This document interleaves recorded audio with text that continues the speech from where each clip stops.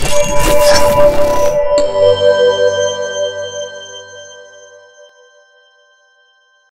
everybody, Boris from BK Forex. Welcome to the crosses section for April 3rd to April 7th of 2017.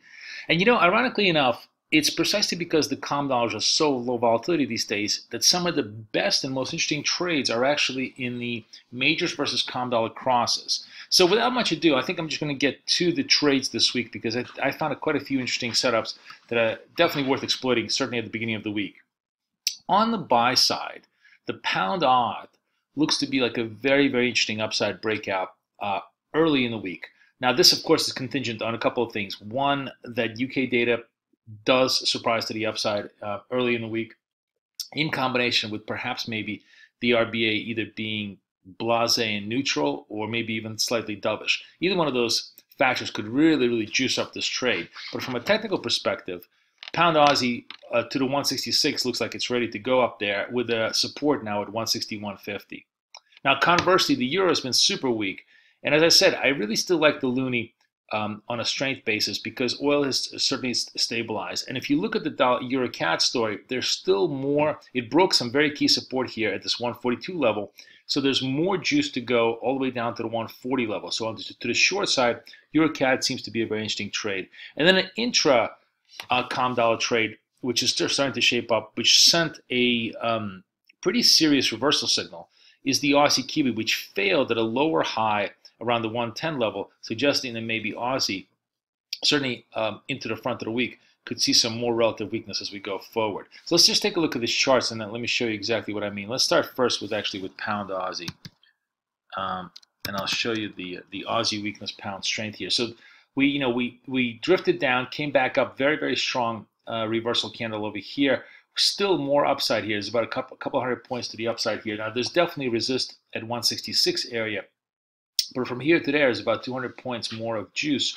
And the fact that we reversed at a higher low and generally pretty much holding this 160 with a very, very strong base suggests that there's more upside potential here on a technical basis. I like this trade to the upside for the time being. Just assuming that the fundamentals kind of align with myself on this way. A more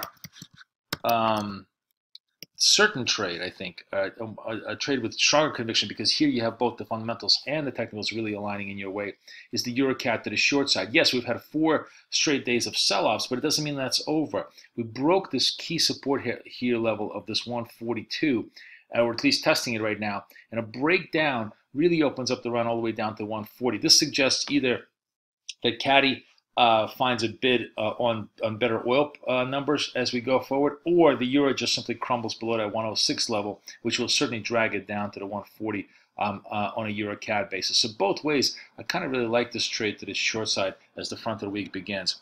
And then last but not least, this is perhaps the least volatile and maybe the most interesting for that reason.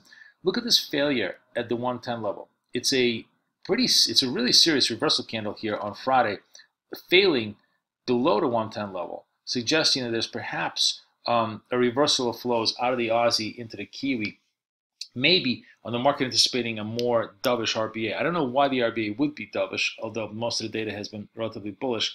But if there is some sort of anticipation that the RBA wants to temper the rise of the currency, maybe want to bring it back down to the 75 level, certainly a move down to 108 would be very much warranted. Maybe the market is a whistling Dixie, as we say here, meaning that it's just hoping for a scenario. But if it's actually anticipating this scenario, this is a very good technical clue. That's how the market is setting up for the week of the RBA announcement. So short Aussie seems to be a preponderant theme here into the end of the week, and perhaps an interesting trade into the front of the week as we start our trading. Wish you guys the best of luck, the best of trading. Boris, over and out.